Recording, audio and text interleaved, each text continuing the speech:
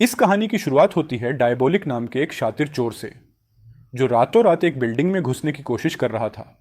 यह बिल्डिंग थी आर्मिनस की एक ज्वेलरी कंपनी की, जिसके अंदर इस देश के सबसे कीमती ताज को रखा गया था। अब यहां डायबोलिक का काम काफी आसान हो गया, क्योंकि इस ताज की हिफाजत के लिए सिर्फ एक सिक्योरिटी गार्ड को रखा गया था और बाकी के गार्ड्स बड़े आराम से ताश की बाजी खेल रहे थे। अब बिल्डिंग में एंटर होते ही डायबोलिक ने इस इकलौते गार्ड को मार डाला और फौरन उस कमरे में पहुंचा जहां उस बेशकीमती ताज को रखा गया था।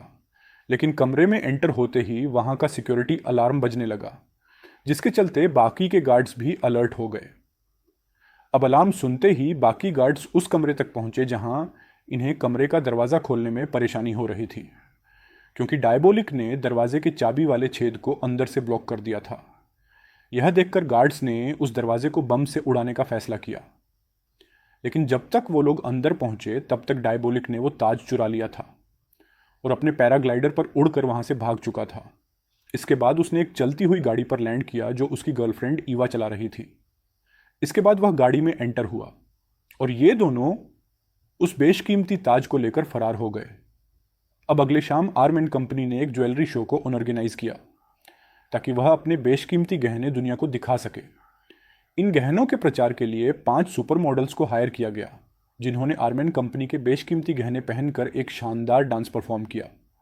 ये गहने दिखने में इतने खूबसूरत थे कि हॉल में बैठे हर एक इंसान के मन में इन्हें खरीदने की तमन्ना सी जाग उठी। डांस के दौरान हॉल के चारों ओर ढेर सारे पुलिस वालों को तैनात किया गया ताकि डायबोलिक दोबारा से इनके गहनों को चुरा ना ले। लेकिन अभी ये डांस खत्म होता उससे पहले पूरे हॉल की लाइट्स अचानक से गायब हो गई। यह देखकर एक गार्ड ने उन सभी डांसर को एक सेफ कमरे में चलने को कहा ताकि अंधेरे का फायदा उठाकर कोई इन गहनों को चुरा ना सके। इसके बाद इन सभी को एक सेफ कमरे में लाया गया, जो कि असल में एक ट्रक का पिछला हिस्सा था। यहां इस ऑफिसर ने लड़कियों को ट्रक के अंदर डाला और इस ट्रक को चलाकर वहां से ले गया। अब यहां यह खुलासा होता है कि असल में यह ऑफिसर कोई और नहीं बल्कि वो शातिर जोर डायबोलिक था, जो एक पुलिस वाले का मास्क लगाकर बिल्डिंग में घुस आया था। इसके बाद डायबोलिक ने लड़कियों से वो बशकीमती गहने उतरवा लिए और उन्हें एक सुनसान सड़क पर अकेला छोड़कर चला गया। इसके बाद ये चारों लड़कियां पास के एक रेस्टोरेंट में गई ताकि वहां इन्हें कोई मदद मिल सके। अब रेस्टोरेंट में घुसते ही एक लड़का इन लड़कियों के पास आकर इन्हें छेड़ने लगा, पर तभी अचानक से इस लड़की ने उसका हाथ मोड़कर उसे उसकी औकात दिखा दी। दरअसल ये लड़कियां कोई मामूली डांसर्स नहीं बल्कि अंडरकवर एजेंट्स थीं, जिन्हें डायबोलिक को पकड़ने का काम सौंपा गया था। यहाँ लड़कियों की लीडर, जिसका नाम एजेंट बुराफ था, उसने रेस्टोरेंट के फ़ोन से ऑफिसर जिंको को कॉल किया और उसे पूरी बात बताई। जिंको वही ऑफिसर था जिसने अपनी आधी जिंदगी डायबोलिक को पकड़ने की कोशिश में बिता दी। यहाँ बराव ने बताया कि उनका प्लान काम कर चुका है और डायबोलिक उनके में फंस चुका है। दरअसल ये लोग जानते थे कि डायबोलिक उन गहनों को चुराने जरूर आएगा और इसीलिए इन्होंने उन गहनों में जीपीएस स्ट्राइकर को फिट कर दिया था ताकि वो डायबोलिक की लोकेशन को ट्रेस करके उसके खुफिया अड्डे तक पहुंच सके और उसका सारा माल जब्त करके उसे गिरफ्तार कर सके। अब इस बात से अनजान ईवा और डायबोलिक अपने खुफिया अड्डे पर पहुंचे, जो कि एक बड़े से पहाड़ के अंदर बना हुआ था। अंदर आकर इन्होंने अपने चोरी का सारा माल बाहर निकाला और अपनी इस जीत को सेलिब्रेट किया। उनके पास काफी पैसे हो गए थे, के बाद जिससे ये अपनी बाकी की जिंदगी बड़े ही आराम से गुजार सकते थे। यहाँ ईवा ने डायबोलिक से कहा कि हमें कुछ दिनों के लिए कहीं बाहर घूमने जाना चाहिए, लेकिन डायबोलिक ने इसके लिए मना कर दिया और ईवा को अपनी अगली चोरी का प्लान बताने लगा। इधर जिंको अपनी टीम के साथ डायबोलिक की तलाश में निकला और जीपीएस लोकेशन को फॉलो करते हुए वो इस खुफिया अड्डे तक पहुंच गया। लेकिन सामने एक बड़ी सी चट्टान को देखकर ये सभी काफी कंफ्यूज हो गए, क्योंकि जीपीएस का सिग्नल तो चट्टान के अंदर से आ रहा था। यहाँ जेंको ने उस चट्टान को बड़े ही ध्यान से देखा और अपने साथियों से उस पर एक डायनामाइट लगाने को कहा। इसके बाद जब धमाका हुआ तो इन्हें एक पतली सी सुरंग दिखाई दी जो सीधा डायबोलिक के खखिया अड्डे पर जाती थी। इधर डायबोलिक और ईवा ने भी सीसीटीवी कैमरे में यह सारा नज़ारा देख लिया और अपना चोरी का सारा माल वहीं छोड़कर एक खुफिया रास्ते से भाग निकले। जब जेंको अपनी टीम को लेकर अंदर आया तो उसे डायबोलिक और ईवा कहीं नहीं मिले, लेकिन तभी उन्हें वो खुफिया रास्ता दिखा और वो भी इन दोनों का पीछा करने लगे। अब भागते भागते ईवा का पैर कुछ पत्थरों के बीच फंस गया, जिसके बाद उसने डायबोलिक से मदद मांगी। लेकिन जेंको को करीब आता देख डायबोलिक ने ईवा को वहीं छोड़ दिया और फौरन वहां से भाग निकला। अब डायबोलिक के इस धोखे से ईवा का दिल पूरी तरह से टूट गया और उसने अकेले ही अपने पैर को बाहर निकालने की कोशिश की। लेकिन जब तक उसने खुद को आज़ाद किया तब तक जेंको उसके काफ़ी करीब पहुंच गया था। अब ईवा के पास कोई और चारा नहीं था, इसलिए वो एक चट्टान के ऊपर गई और नीचे बहती हुई नदी में छलांग लगा दी। और इस तरह से डायबोलिक और ईवा एक बार फिर जंकू के हाथ से निकल गए। इसके बाद जंकू की टीम ने डायबोलिक के खुफिया अड्डे की तलाशी ली, जहां इन्हें ढेर सारी बेशकीमती चीज़ें मिली, जैसे कि ढेर सारा सोना, करोड़ों की पेंटिंग्स, ज्वेलरीज और भी बहुत कुछ। तभी जेंक को शहर के बाहर बनी एक पुरानी बिल्डिंग का नक्शा मिला, जो शायद से डायबोलिक और ईवा का दूसरा अड्डा था। इसके बाद जेंको फौरन उस नक्शे वाली जगह पर पहुंचा और अपनी टीम के साथ मिलकर इस पूरे बिल्डिंग की तलाशी ली। इस दौरान एक ऑफिसर ने गलती से एक खुफिया दरवाज़ा खोल दिया, जो सीधा बिल्डिंग के बेसमेंट में जाता था। अब बेसमेंट में आकर इन्होंने देखा कि यह वही जगह थी जहां डायबोलिक अपने मिशंस के लिए अलग अलग किस्म के मास्क बनाता था। यहां जेंको ने अपनी टीम से किसी भी चीज़ को हाथ लगाने से मना कर दिया, क्योंकि उसे पूरा यकीन था कि डायबोलिक अपने अगले मिशन से पहले यहां ज़रूर आएगा।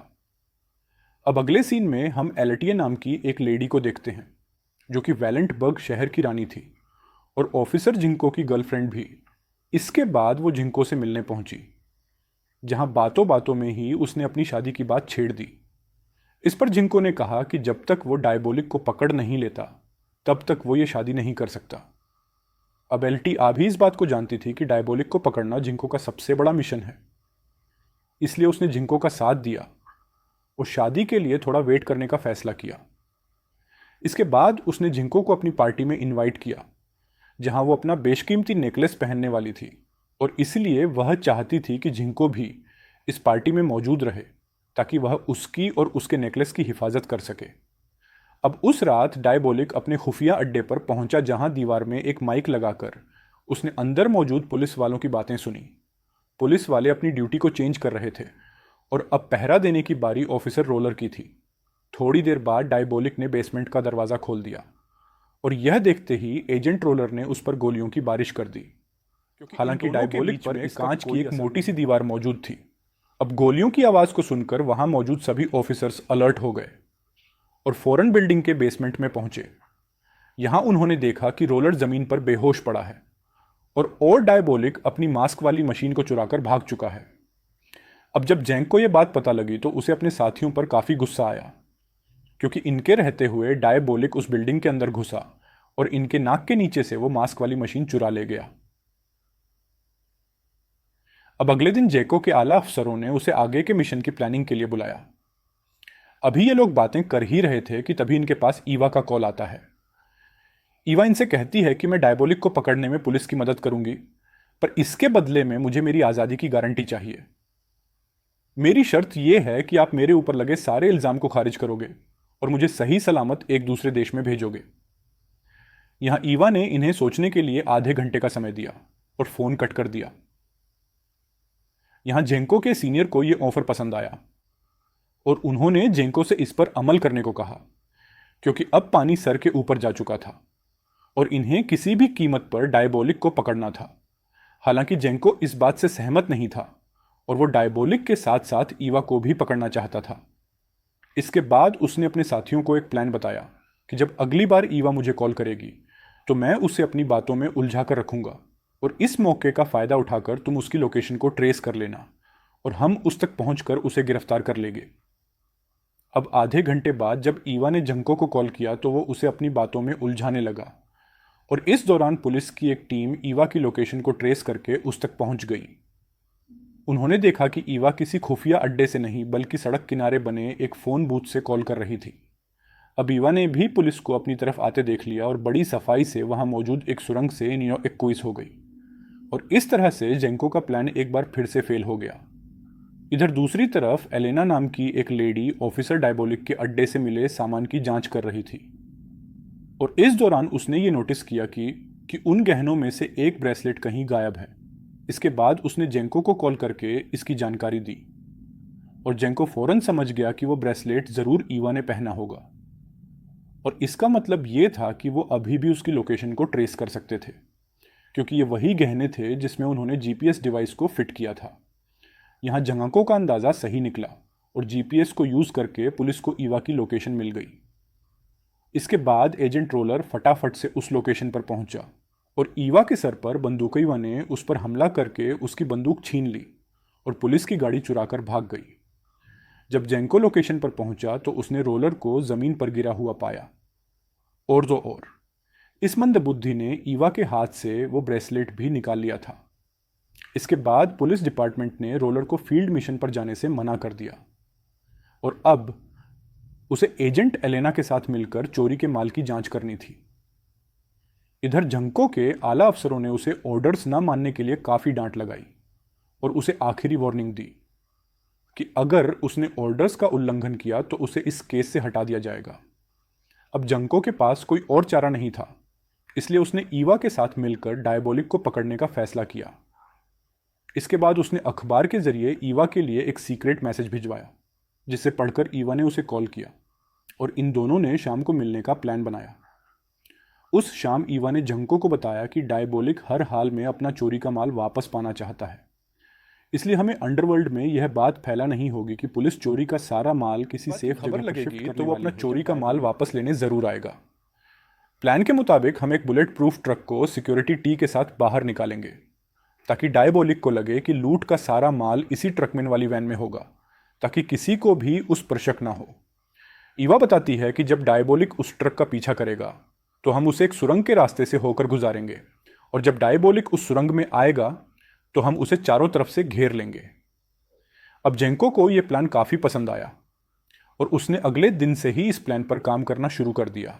उसने एक अंडरकवर एजेंट की मदद से पूरे अंडरवर्ल्ड में यह बात फैला दी कि पुलिस चोरी का सारा माल किसी सेफ जगह पर शिफ्ट करने वाली है। इसके बाद वो अपनी गर्लफ्रेंड एलर्टिए से मिलने गया और उसे बताया कि वो उसकी पार्टी में शामिल नहीं हो पाएगा क्योंकि उस दिन उसे डायबोलिक को पकड़ने जाना है। और रही बात उस नेकलेस की, तो वो उसकी सिक्योरिटी के लिए अपने सबसे काबिल अफसर को भेजेगा। फाइनली वो दिन आ ही गया जब जेंको इस प्लान को अंजाम देने वाला था। इधर दूसरी तरफ एलटीआर ने पार्टी के लिए शहर की सबसे काबिल मेकअप आर्टिस्ट को बुलाया और पार्टी में जाने के लिए तैयार होने लगी। इधर मिशन के लिए कमांडोज की एक टुकड़ी बनाई गई और उन्हें डायबोलिक को पकड़ने का पूरा प्लान समझाया गया। इसके बाद ऑफिसर ने सभी से पूछा कि वो असली माल वाली खटारा वैन कौन चलाएगा। यहाँ रोलर कहता है कि असली माल वाली गाड़ी वो चलाएगा क्योंकि वह अपनी पुरानी गलतियों को सुधार कर खुद को साबित करना चाहता है। यहाँ एलेना ने उसे रोकने की काफ़ी कोशिश की, लेकिन रोलर इसके लिए नहीं माना और खुद उस गाड़ी को चलाने का फैसला किया। इसके बाद लूट का सारा माल एक साधारण से वैन में डाल दिया गया और अब सभी लोग इस मिशन पर जाने के लिए बिल्कुल तैयार थे। अब ऑर्डर्स मिलते ही उस बुलेट प्रूफ ट्रक को भारी भरकम सिक्योरिटी के साथ बाहर निकाला गया और थोड़ी देर बाद रोलर असली माल वाली गाड़ी को लेकर उल्टी दिशा में निकल गया। इधर जैसे ही पुलिस की गाड़ियां सुरंग में पहुंची तो किसी ने जानबूझकर उसके एग्जिट को ब्लॉक कर दिया। तभी अचानक से यह पूरी सुरंग धुएं से भर गई और इसी धुएं के बीच एक अनजान आदमी पुलिस की तरफ बढ़ने लगा। यह देखते ही सभी पुलिस वालों ने अपनी बंदूक निकाल ली, लेकिन जब उन्होंने पास जाकर देखा तो यह कोई आदमी नहीं बल्कि एक मोम का पुतला था। इधर पार्टी में जब एटिया अपने उस नेकलेस को पहनने गई तो उसे उसका नेकलेस कहीं नहीं मिला, जिसका मतलब यह था कि उसकी यह बेशकीमती अमानत चोरी हो चुकी है। इसके बाद हम रोलर को देखते हैं जो हाईवे से रास्ता बदलकर जंगल के एक सुनसान सड़क पर जाने लगा। थोड़ी देर बाद वह अपनी गाड़ी से बाहर आया जहां उसकी मुलाकात ईवा से हुई और अब यह खुलासा हुआ कि ईवा ने एटिया की मेकअप आर्टिस्ट का भेष बदलकर उसका वो बेशकीमती नेकलेस चुरा लिया था।